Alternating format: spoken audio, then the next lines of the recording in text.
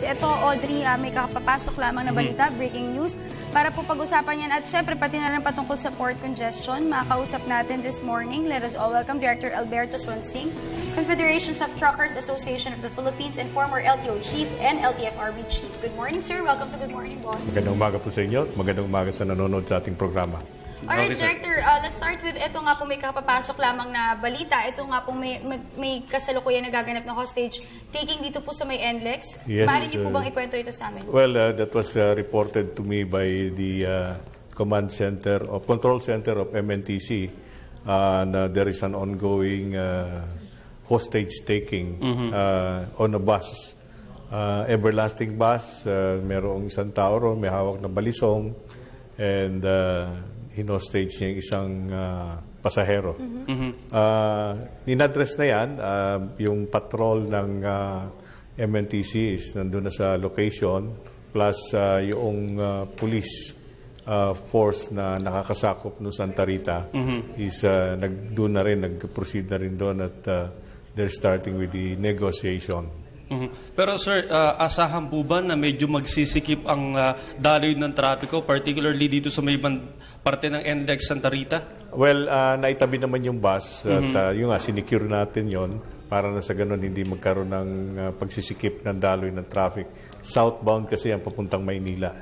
So sana antabayanan po natin yung iba pang mga mabilis naman ang pag-responde dyan at alamin natin ang mga updates dyan mamaya. Pero ngayon naman dumako tayo, Audrey, patungkol sa port congestion. Kamusta na po ba ngayon ang ating port? Tungkol naman sa port congestion, well, of course, ganito yan, as always in practice, over the weekend, nagdadatingan yung mga barko from other ports outside the Philippines, since kasi ang Manila is more or less dulong pantalan yan. Over the weekend, ICTSI, the bigger port operator handling containers, reported that there are 19 vessels na naka-queue sa pantalan nila. Sa kabila naman doon sa ATI, meron 2 vessel na naka-queue ron. Within today, in less than 2 hours, sa ICTSI merong matatapos na isa, pero may madadagdag naman ngayong isa, dumating ngayong umaga.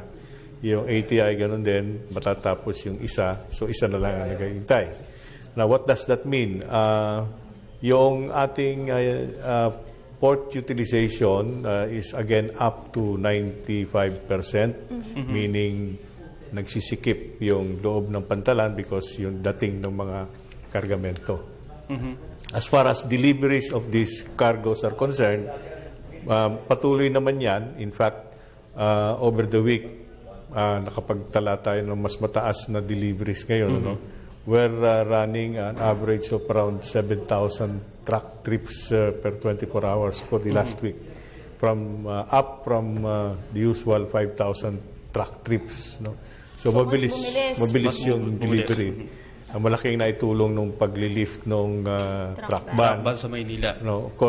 But of course, there is still problem as far as deliveries to some parts in Pasig, Marikina, Cainta is concerned kasi yung dadaanan ng truck masisikip, like dadaan yan dyan sa may Ramon Magsaysay, sa may Aurora Boulevard, tapos doon sa may Gilmore, Ortigas, or Boni Serrano, which are crowded na lugar. We're still working out kung saan pwedeng dumaan yung trucks na hindi masyado nakakasagabal sa traffic. So ibig sabihin, Director, yung pag-lift ng ban sa truck ban sa Maynila ay kulang pa pong solusyon. Kailangan pang mapag-isipan pa ulit. Kailangan pang mapag-isipan as far as yung ruta ng trucks. Especially going towards Quezon City, yung sinabi kong parte, Quezon City, Marikina, Pasig, Cainta.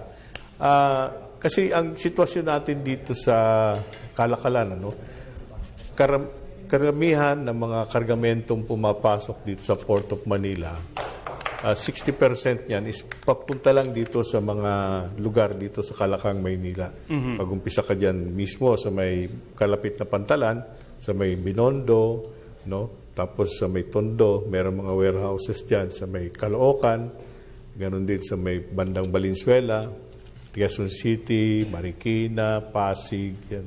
Hanggang dito sa may Las Piñas. So 60% ng pumapasok na kargamento diyan pumupunta. Kaya ganun na nangyayari, no? Although we have two ports, other ports like for example Subic and Batangas, but yung Subic takes care of yung mga few establishments, business establishments located north of Manila. Batangas naman, which is again, sa ngayon, is almost 100% utilization sila, meaning masikip na masikip. They're taking care of Calabarzon cargos. Pero Director, sa tingin nyo, besides itong ang pag-lift sa truck ban, ano pa po ba yung masasuggest natin or tingin nating solusyon para maibsan itong port congestion? Ang tinitingnan natin dito, like for example, sa deliveries, ang isang natitirang problema, malaki ito, yung empty container. Pagkatapos na ma-deliver yung laman ng container, siyempre kailangan ibalik mo yan. So yung pagbabalikan ang problema. As far as container yards dito sa may malapit sa Pantalan is concerned, they're filled to the brim. Ika nga. So some of these containers has to be brought to as far as Balagtas in north, and yung iba naman dito sa Cavite, sa Cavitex in south. So medyo may kalayuan yon in terms of distance, so additional cost yun. And sa loob naman ng Pantalan, of course, kaya dumadami, nagdadagsa yung kargamento because of the increase. Bare months na so nag-i-increase yung volume. Plus, may mga importers kasi and nahamper yung customs formalities natin, yung pag-ayos ng mga papeles nila. Because there are importers and customs brokers who are finding it hard to comply with the new rules of Bureau of Customs as far as, first of all, yung accreditation is concerned, yung mga ganon, They're trying to work it out. So may mga bagong rules na rin po. Yes, ang ginawa naman ng Bureau of Customs yan because they want to curb smuggling, kasi blatant yung practice na yan. So they want to put an end on that. So binabago yung sistema. Alam mo, Director, yung mga napapabalita po na inaalis na nga rin yung mga empty containers sa mga pantalan dito sa Metro sa Maynila. Pero sir, kamusta naman po kasi dati nung wala po yung paglilift ng ban ng mga trucks sa Maynila, ang mga ibang bansa po ay medyo nagrereklamo dahil naiipon nga yung or naaantala yung pagde-deliver nila dito sa Pilipinas dahil nga naaapektuhan din sila dahil nga sa port congestion. Totoo yan. Kasi yung mga products or yung mga goods na bound for Manila, hindi kagad ma-deliver yon dahil kasi nga puno, So nagkukuyo yung mga barko na papunta rito sa Maynila. In fact, most of them, they skip Manila altogether, and proceed na lang sa ibang ports na destination. That's being addressed now, yung congestion na yon, yung backlog na na-create na yon, nandito na, nagdadatingan na ngayon yan. Pero, Director, ano po ba yung magandang mabe-benefit natin lahat sakali pong maibsan at tuloy-tuloy na mabilis na nga po yung pag-deliver ng mga dapat i-deliver, mga produkto at maibsan na rin yung port congestion? Mag-i-stabilize ngayon yung cost of products na naibibenta nila sa merkado, kasi nagre-reflect yan kung merong congestion, whenever there is congestion, whatever it is, siyempre, merong cost yun. Mas nagmamahal. Nagmamahal ngayon yung produkto because yung may-ari ng goods, hindi na niya kayang i-absorb yung additional cost. So, they have to pass it on. Paano, Director, ngayon, malapit na ang Kapaskuhan. Paano yung mga Noche Buena items na papasok ngayon sa ating bansa? Well, that's why ang ating pamahalaan ngayon, yung pinamumunuan ni Kabsek Almendras, talagang tutok sila dito sa problema natin para na sa ganun mag-stabilize nga yung presyo, yung maalis yung congestion issues, para na sa ganun nga yung cost natin bababa. Pero Director, isang tanong lang dahil naalala ko mga 3 weeks ago nagpahayag si Cabinet Secretary Jose Rene Almendras nga na meron daw mga reklamo siyang tinanggap na may mga kotungan sa loob ng nangungoto.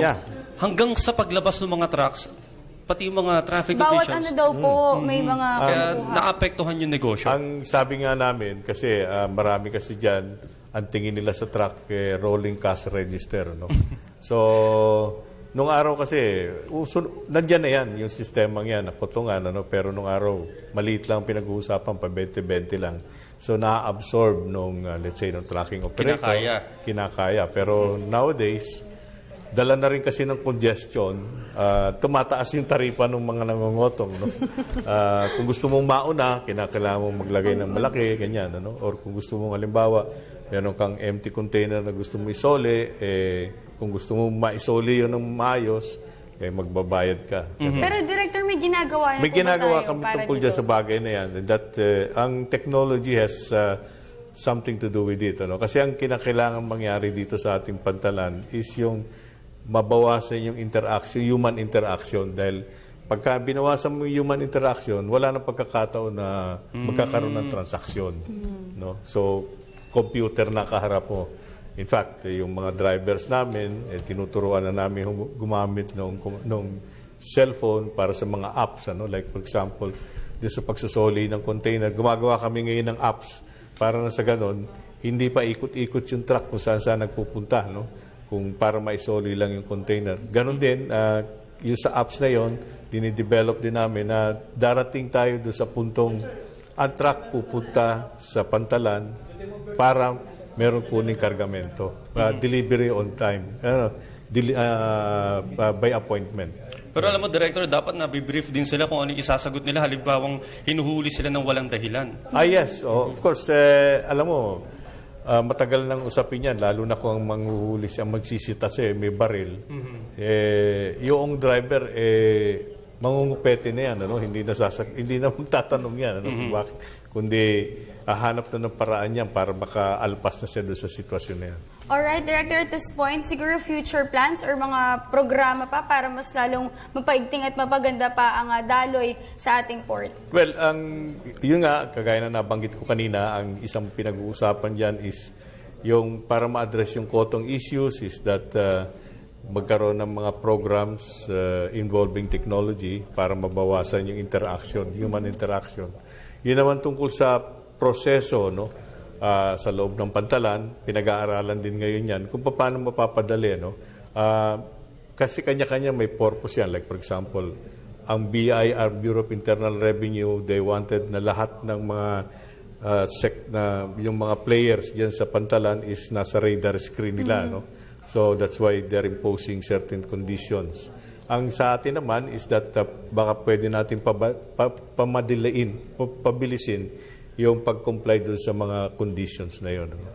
Alright. Thank you so much for joining us this morning. Ang maganda dito kasi, Audrey, isa sa pinupush nila is yung online to avoid human interaction, wherein dito kasi nagkakaroon ng kotongan, dito nagkakaroon ng mga hindi magandang plano. So magandang itaguyod or i-push nila may mga apps. Actually, sana sa lahat ganyan Pero alam mo, napakabigat talagang usapin itong port congestion dahil kahit solusyonan mo minsan, may mga uusbong na naman na problema. Kaya naman patuloy pa rin silang gumagawa ng aksyon. At isa na nga dito yung sa mga online registration. Yes. So maganda yan para itong mga, tsaka yung briefing doon sa mga driver. Kasi naawa ko minsan, pahihintuin, kokolektahan. Oo, totoo yan. At hindi lamang isa, ang dami nilang dadaanan. Kaya talagang malulugi na yung Tawag nga namin talaga dyan is, tingin nga nila sa mga trucks is rolling cash register. At least ngayon, naiibsan na paunti-unti at nasusolusyonan na at nalaman. Buti at least may improvement. Alright, thank you so much for joining us this morning. That was Director Alberto Suansing, Director Confederations of Truckers Association of the Philippines, and of course, former LTO Chief and LTFRB Chief.